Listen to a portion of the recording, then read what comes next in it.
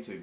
Hey, welcome to another episode of Electrical Theology. I'm your host, Charles. Today is Friday, and we are doing our manifesting reading, meaning we're going to look at how the energy is coming in from the unformed and coming through the steps or cycles, if you will, and into and through the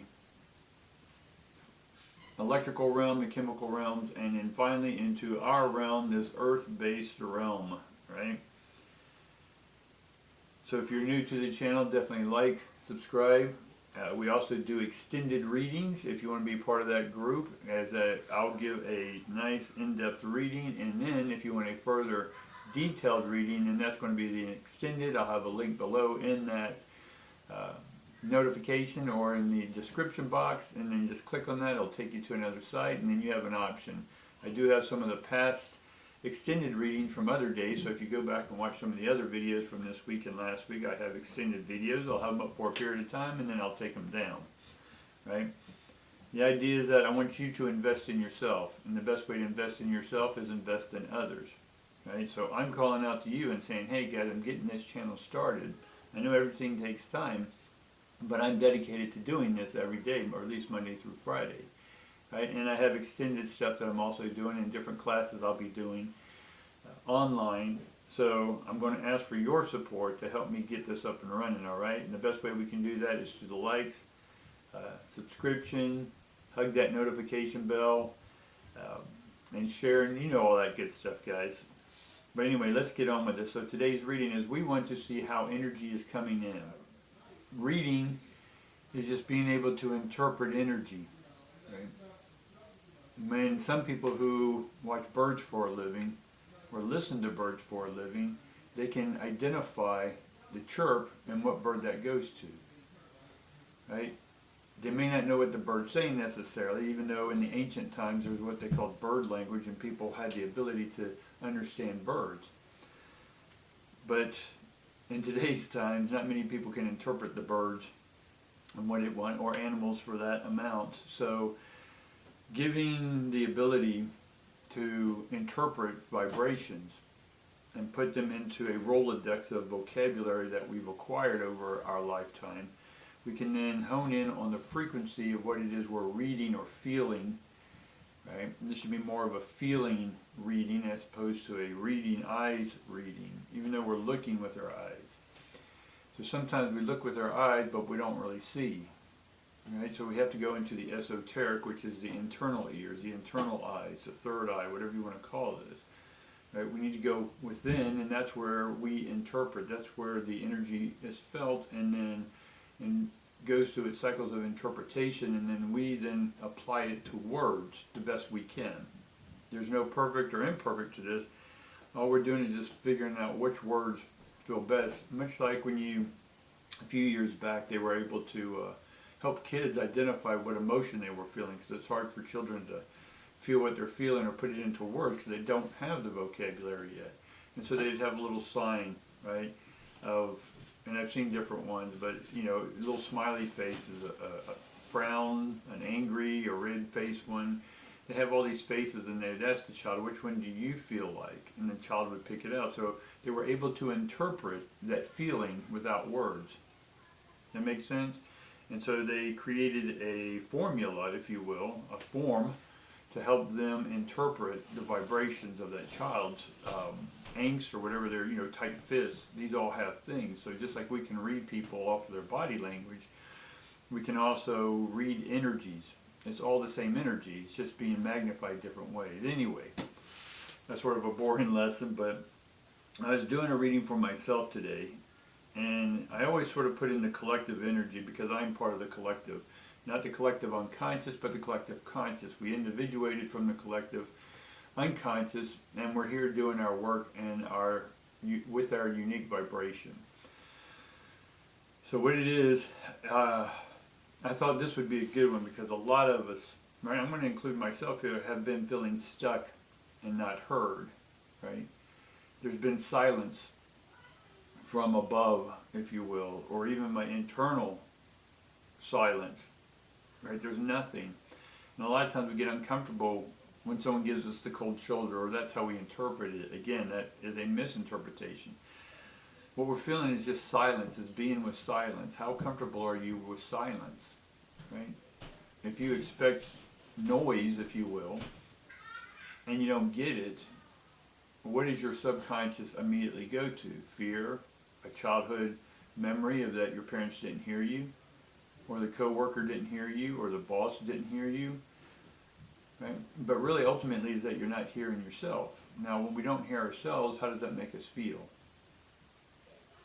Part of this silence, though, is about being comfortable with silence, even your own silence, right? Having your silence is part of the meditation of being able to control, if you will, the noise that comes in from outside your own internal landscape, your mental landscape, your soul's landscape.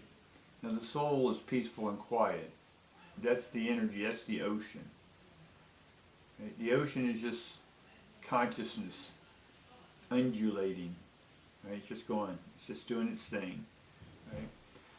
Not until some external circumstance comes in does the waves amplify. I know this sounds technical for a moment, but just hang with me, guys. We'll get to the point here. Right? We want to see that we transmitted, right, using the universal divine circuit, we transmitted because of our transmission inside, meaning us speaking up, and then being able to be quiet and open and listen and receive that energy. Right? We go to the restaurant, we order our food, we don't bug anyone, right? It has its time that they know how quickly that food needs to get to your table, and then you just open up and receive, right? We don't need to be angry through this whole operation, right? It's part of the divine construction. So when you construct your thought, right, with clarity, with heart, and we transmit that with a dominant clear signal, then it's received by the divine or into the unformed. The unformed takes it and then begins to call out to energy, unformed energy, right? Which is, for me, is God. The unformed energy starts coming together through arcing, right? Through the higher arcing or hierarchy, right? You'll know these as archangels in mythology and whatnot. And so through those Shambhala, the piece and the pieces come together and then start forming, and then they create electromagnetism, right? And they're all taking shape to the form that you put in form. Right? You gave the unformed informed information or information. Now they know what to do with it. Now what we're going to do is be patient, right? Because when you transmitted this signal, you had an idea of when, where, how, what, why, all that good stuff of when you want it to come in, right? How you want it to come in, what you want it to look like when it comes in. So you had all the whys, because why is God's name, right? Yahweh, Yahweh. Depending on if you read from left to right or right to left, either way, it doesn't matter. In God's name, the four letters, H-W-H-Y, there's the word why. So when you ask any of the how, when, why, where, what, and how, they all contain the H-W or the H or the W-H-Y. Right? So when you put this formation of energy, your thoughts, your desires, right, into motion, right? That's energy in motion. We're moving ions, motion. We're moving these ions. Right?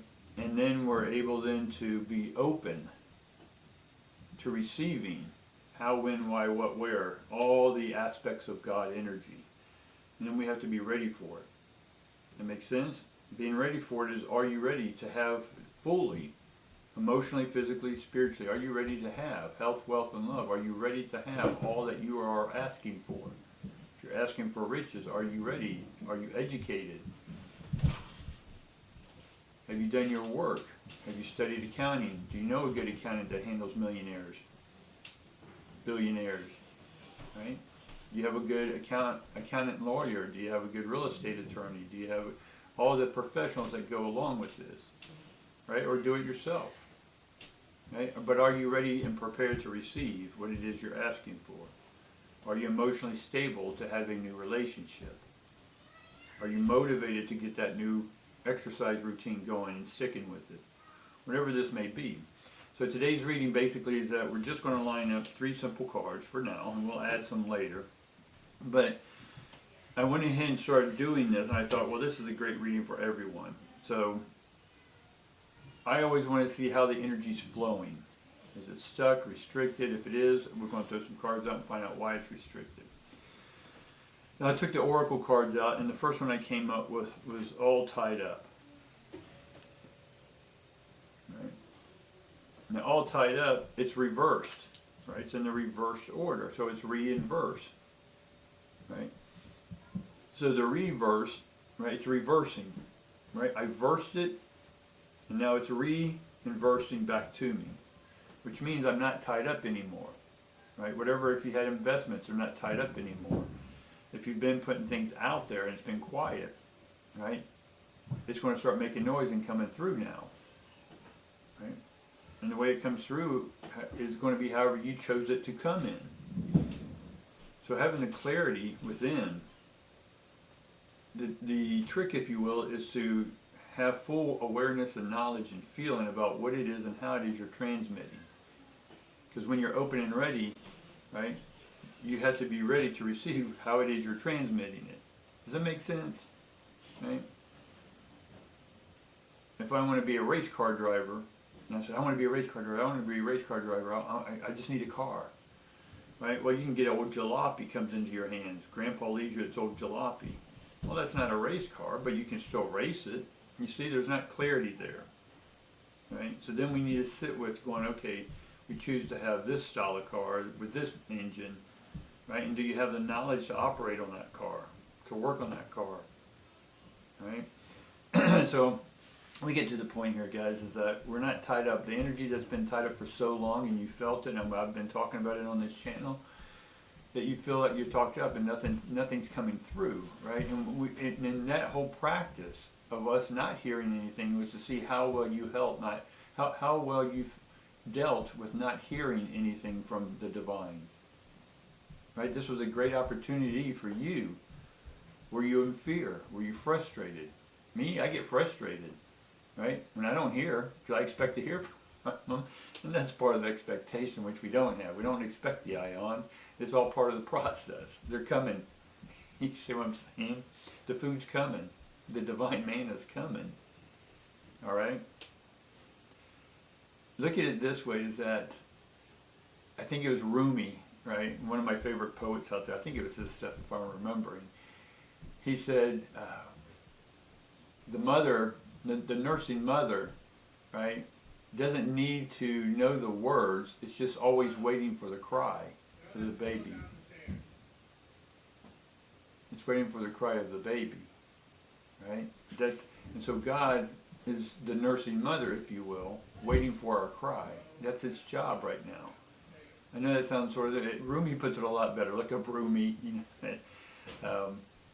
He was a lot better at this. Anyhow, so what was tied up is now coming undone, right? There's still a process. It's still untying. You got to still untie it. So there's still what you may look at as delays or slow, but it is untying, right? It's unfolding. Now the next card we get is also 5 of coins or 5 of pentacles. Right? 5 of stones, whatever. I'd use different 5 stones, pentacles, or whatever. I'll use them in the reading of which I'm doing, because sometimes pentacles are more apt than stones, and stones are more apt than coins. It just depends.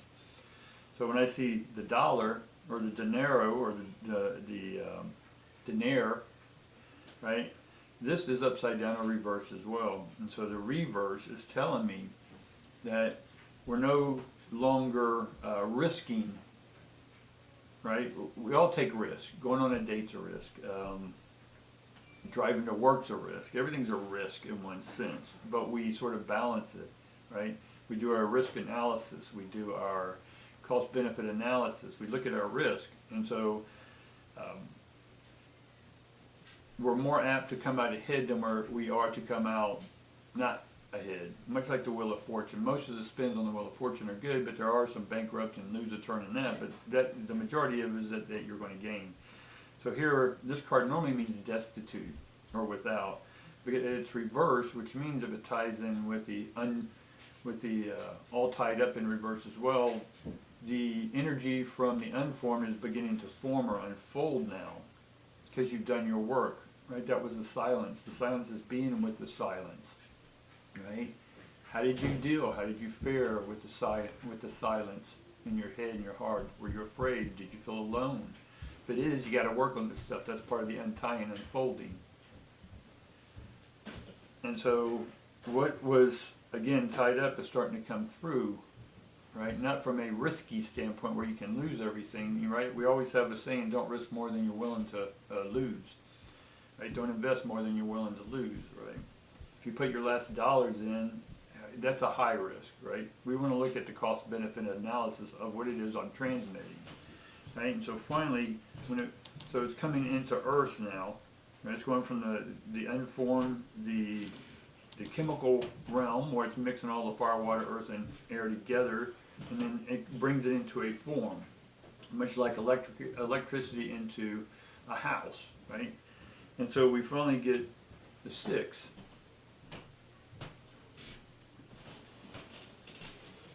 And so the 6 is it's in its regular position, which is a divine handout. There's a balance to this now. The risk is over in one sense. And again, if we tie that into the untied and the risk is no longer there, or it's less riskier, we'll put it that way, because life's a risk, right? But that energy, that money's coming in and it's more balanced now. Now, what I'm seeing here is that it's not the windfall we've been waiting for, that we've been reading about. There's a windfall.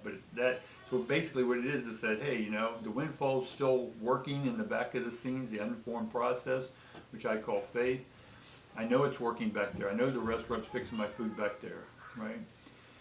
So the unformed process is going to sort of give me a bonus right now, or a check or something that comes in, right? Because that's what I'm seeing here. So if I'm seeing the cards are just mimicking me. So the energy is finally untied. It's finally coming out of bankruptcy. It's finally coming out of an estate, right, that's been in for years. That maybe there's a probate going on about siblings trying to receive money, or something happening from another source, be it an inheritance or something that's been tied up. Well, now legally, and the years have gone by, now it's freeing up. So now the distribution starts happening. So you're going to get a little bit of that distribution right now, right? A relief, like, oh, and make sure you are appreciative and thankful for it. All right, guys?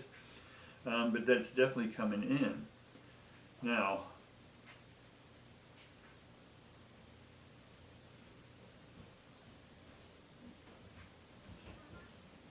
I want to make sure that when it does come in, that we're properly prepared for it. And what do we need to prepare for it here on the physical realm?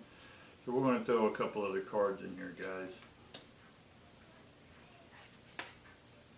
Interesting. We get both the Empress and the Queen of Cups. Both receptors. Both have a cup. Both are open and receiving, nurturing. So when this comes in, make sure you nurture it. Make sure you don't spend it all in one place. Right? Make sure you're logical with it. Make sure you help others with it. All right? All right. I see a lot more that we're going to go into in the detail, and some solutions to helping us open up in the extended, guys. All right, and what we'll do in the extended is that we're going to sort of take away this reading in one sense, because it's already starting to flow in, and we want to go ahead and see what we need to do to manifest the next round, because this is already coming in, right? We don't want to wait till something comes in to start something else, right? We want to keep it flowing. Make sense? All right, we'll see you on the extended.